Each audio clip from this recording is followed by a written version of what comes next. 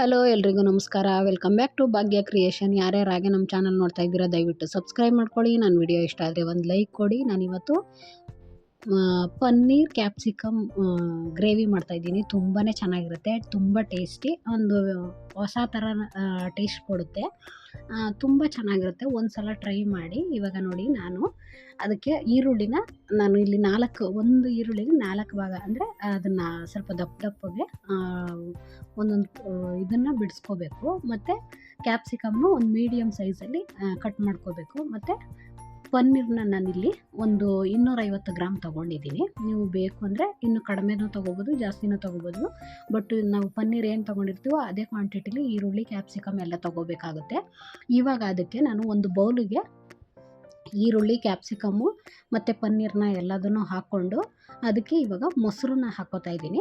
ಅಂದರೆ ನಾನಿಲ್ಲಿ 250 ಗ್ರಾಮ್ ತೊಗೊಂಡಿರೋದ್ರಿಂದ ಇಲ್ಲಿ ದೊಡ್ಡ ಸ್ಪೂನಲ್ಲಿ ಒಂದು 3ರಿಂದ 4 ಸ್ಪೂನು ಮೊಸರು ಹಾಕ್ಕೊಂಡಿದ್ದೀನಿ. ನೀವು ಬೇಕು ಅಂದರೆ ಕಲಿಸುವಾಗ ಅಕಸ್ಮಾತ್ ಸಾಲ್ಟೇಜ್ ಬಂತು ಅಂದರೆ ಹಾಕ್ಕೋಬೋದು.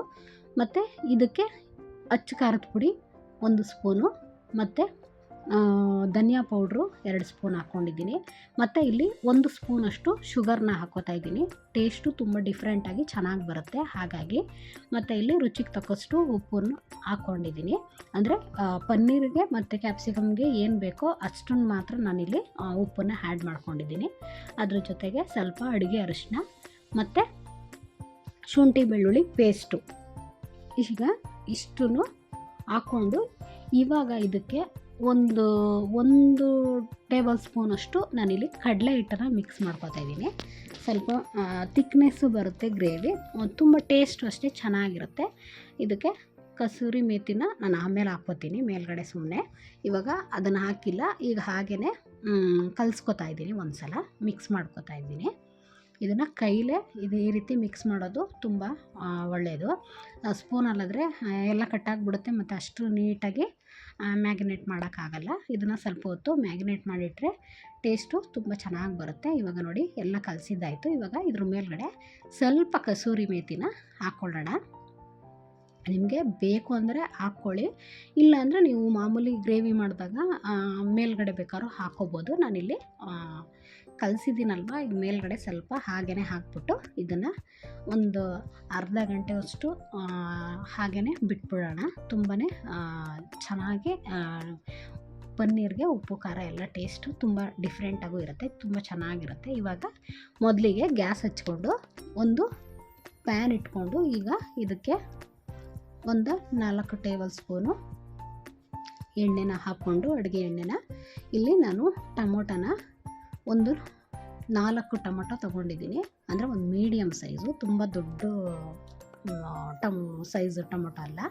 ಹಾಗಾಗಿ ಇದಕ್ಕೆ ಒಂದು ಈರುಳ್ಳಿನ ಕಟ್ ಮಾಡ್ಕೊಂಡಿದ್ದೀನಿ. ಅಂದರೆ ನೀವು ಬೇಕು ಅಂದರೆ ಇನ್ನೂ ಸ್ವಲ್ಪ ಈರುಳ್ಳಿನ ಹಾಕ್ಕೋಬೋದು. ನಾನಿಲ್ಲಿ ಬೇಡ ಈರುಳ್ಳಿ, ಸ್ವಲ್ಪ ಒಗ್ಗರಣೆಗೆ ಬೇಕಾದ್ರೆ ಹಾಕ್ಕೋಬೋದಲ್ವ, ಹಾಗಾಗಿ ಸ್ವಲ್ಪ ಈರುಳ್ಳಿ ಇರಲಿ ಅಂತ ಇಲ್ಲಿ ಟೊಮೊಟೊ ಸ್ವಲ್ಪ ಜಾಸ್ತಿ ಹಾಕ್ಕೊಂಡು ಇಲ್ಲಿ ಬ್ಯಾಡಗೆ ಮೆಣಸಿನ್ಕಾಯಿನ ಹಾಕ್ಕೋತಾ ಇದ್ದೀನಿ. ನೀವು ಅಚ್ಚ ಖಾರದ ಪುಡಿನ ಪನ್ನೀರಿಗೆ ಕಲಸಿದ್ದೀರಲ್ವ, ಅದನ್ನು ನೋಡಿಕೊಂಡು ಇಲ್ಲಿ ಬ್ಯಾಡಗೆ ಮೆಣಸಿನ್ಕಾಯಿನ ನಾವು ಹುರ್ಕೋಬೇಕಾಗುತ್ತೆ, ಇಲ್ಲಾಂದರೆ ಇನ್ನೂ ತುಂಬ ಖಾರ ಆಗಿಬಿಡುತ್ತೆ. ಇದು ಬ್ಯಾಲೆನ್ಸ್ ಆಗುತ್ತೆ ಕರೆಕ್ಟಾಗಿ. ನಾನು ಅಲ್ಲಿ 1 ಸ್ಪೂನ್ ಹಾಕಿದ್ದೀನಿ. ಹಾಗಾಗಿ ನಾನಿಲ್ಲಿ ಒಂದು 6 ಅಷ್ಟು ಬ್ಯಾಡಗೆ ಮೆಣಸಿನ್ಕಾಯಿ ತೊಗೊಂಡಿದ್ದೀನಿ. ನಿಮಗೆ ಇನ್ನೂ ಖಾರ ಬೇಕು ಅಂದರೆ ಇದು ಸ್ವಲ್ಪ ಖಾರ ಬೇಕು ಅಂದರೆ ಹಾಕ್ಕೋಬೋದು, ಇಲ್ಲಾಂದರೆ ಅದು ಕಲ್ಲರ್ ಬೇಕು ಅಂದರೆ ನೀವು ಹಾಕ್ಕೋಬೋದು. ಸ್ವಲ್ಪ ಖಾರ ಇರುತ್ತೆ, ನೋಡ್ಕೊಂಡು ಹಾಕ್ಕೊಳ್ಳಿ. ಮತ್ತು ಇಲ್ಲಿ ಗೋಡಂಬಿನ ನಾನು ಒಂದು 15ರಿಂದ 20 ಗೋಡಂಬಿನ ಹಾಕ್ಕೊಂಡು ಅದನ್ನು ಎಲ್ಲ ಚೆನ್ನಾಗಿ ಫ್ರೈ ಮಾಡಿ ಅದನ್ನು ಸ್ವಲ್ಪ ತಣ್ಣಗೆ ಮಾಡಿಕೊಂಡು ಒಂದು ಮಿಕ್ಸಿ ಜಾರ್ಗೆ ಈಗ ಇದನ್ನು ಎಲ್ಲದನ್ನು ಹಾಕ್ಕೊಳ್ಳೋಣ.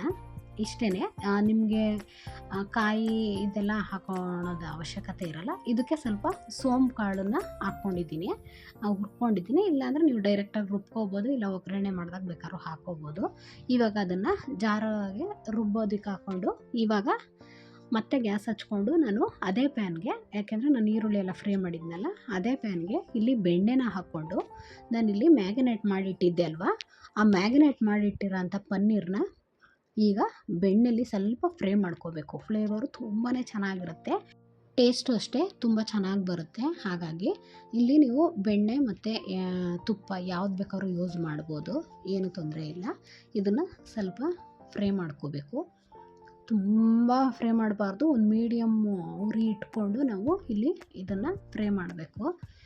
ಸ್ವಲ್ಪ ಕಡಲೆ ಹಿಟ್ಟು ಹಾಕಿರೋದ್ರಿಂದ ಜಾಸ್ತಿ ಉರಿ ಇಟ್ಟರೆ ಸ್ವಲ್ಪ ತಿಕ್ನೆಸ್ ಗಟ್ಟಿಗಾಗ್ಬಿಡುತ್ತೆ. ಹಾಗಾಗಿ ನೋಡಿ ಈ ರೀತಿ ಅಂದರೆ ಗ್ರೇವಿ ತುಂಬ ಚೆನ್ನಾಗಿ ಬರುತ್ತೆ, ಸ್ವಲ್ಪ ಗಟ್ಟಿಯಾಗೂ ಬರುತ್ತೆ. ನೋಡಿ ನಾನು ಹಾಕ್ಕೊಂಡಿರೋ ಅಂಥ ಮಸಾಲ ಎಲ್ಲ ರುಬ್ಬಿ ಎತ್ತಿಟ್ಕೊಂಡಿದ್ದೀನಿ. ಇವಾಗ ಇದನ್ನು ಫ್ರೈ ಮಾಡೋಕೆ ಇಟ್ಟಿದ್ದೀನಿ.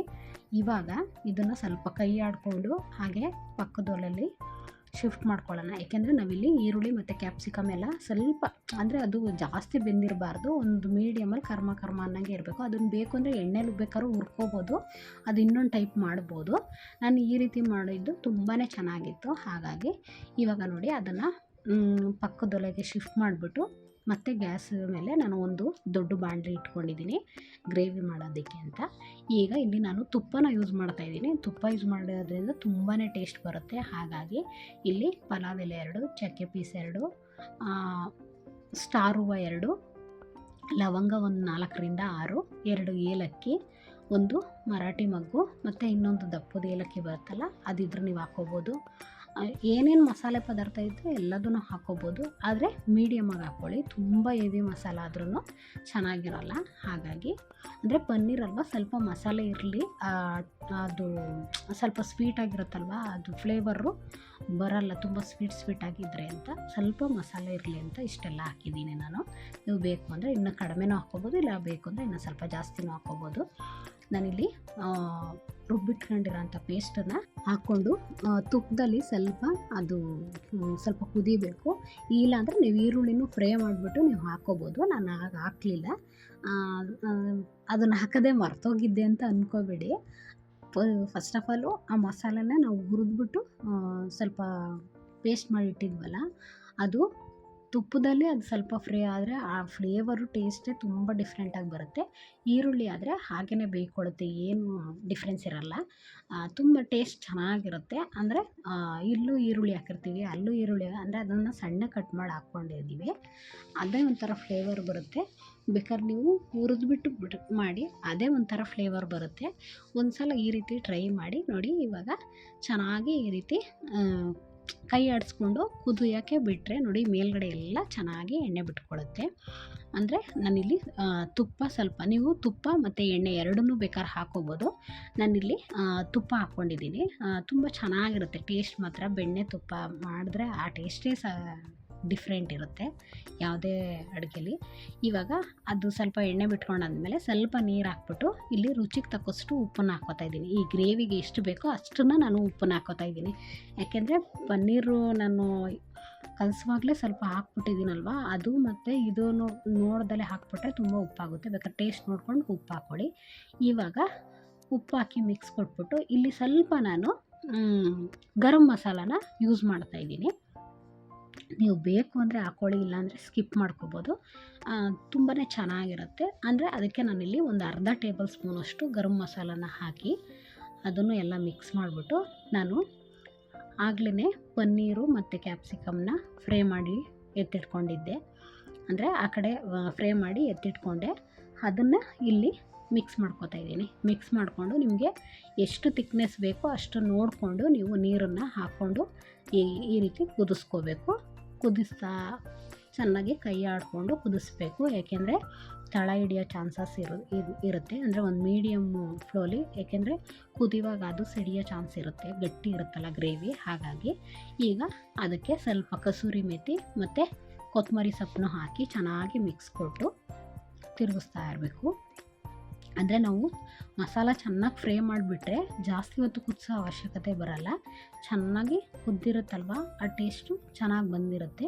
ನೋಡಿ ಈ ರೀತಿ ಮಿಕ್ಸ್ ಮಾಡಿಕೊಟ್ರೆ ಎಷ್ಟು ಚೆನ್ನಾಗಿರುತ್ತೆ ಗೊತ್ತಾ, ತುಂಬಾ ಚೆನ್ನಾಗಿರುತ್ತೆ. ನೀವು ರೈಸ್ಗಾಗಲಿ, ಪರೋಟಾಗಾಗಲಿ, ರೋಟಿ ಕರಿಗಾಗಲಿ ತುಂಬಾ ಚೆನ್ನಾಗಿರುತ್ತೆ. ಪೂರಿ ಎಲ್ಲದಕ್ಕೂ ನೋಡಿ ಇವಾಗೆಲ್ಲ ಎಣ್ಣೆ ಬಿಟ್ಕೊಂಡಿದೆ. ಹಾಗೆಯೇ ಹಿಂಗೆ ಕುದಿಸ್ತಾ ಇದ್ರೆ ತುಂಬ ಎಣ್ಣೆ ಬಿಟ್ಕೊಬಿಡುತ್ತೆ. ನಾನಿಲ್ಲಿ ಅಲ್ಲಿವರೆಗೂ ನಾನು ಬಿಡಲಿಲ್ಲ. ಏಕೆಂದರೆ ಪನ್ನೀರಲ್ಲಿ ಹಾಕಿದ್ರೆ ತುಂಬ ರಬ್ಬರ್ ಥರ ಆಗುತ್ತೆ ಜಾಸ್ತಿ ಬೇಯಿಸಿದ್ರೆ ಅನ್ನೋ ಆ ಕಾರಣಕ್ಕೆ ಕ್ಯಾಪ್ಸಿಕಮ್ ಎಲ್ಲ ಒಂದು ಮೀಡಿಯಮ್ ಆಗಿತ್ತು. ಹಾಗಾಗಿ ಅಷ್ಟನ್ನು ಕುದಿಸಿ ಆಫ್ ಮಾಡಿಕೊಂಡೆ. ನೀವು ಬೇಕು ಅಂದರೆ ಇದಕ್ಕೆ ಸ್ವಲ್ಪ ಎಣ್ಣೆನ ನಾವು ಕಲಿಸ್ತೀವಲ್ಲ, ಮ್ಯಾಗಿನೇಟ್ ಮಾಡ್ತೀವಲ್ಲ, ಅವಾಗ ಬೇಕಾದ್ರೆ ಎಣ್ಣೆ ಹಾಕಿ ಕಲಸಿಟ್ಕೋಬೋದು. ನಾನಿಲ್ಲಿ ಜಾಸ್ತಿ ಬೇಡ, ಬೆಣ್ಣೆ ಮತ್ತು ತುಪ್ಪ ಎರಡೂ ಹಾಕಿರೋದ್ರಿಂದ ಇದೇ ಟೇಸ್ಟ್ ಇರುತ್ತೆ, ಸೂಪರಾಗಿರುತ್ತೆ. ಹೀಗೆ ಒಂದು ನಮ್ಮ ಚಾನಲ್ನ ಸಪೋರ್ಟ್ ಮಾಡಿ, ಸಬ್ಸ್ಕ್ರೈಬ್ ಮಾಡ್ಕೊಳ್ಳಿ, ಶೇರ್ ಮಾಡಿ, ಕಮೆಂಟ್ ಮಾಡಿ. Thank you.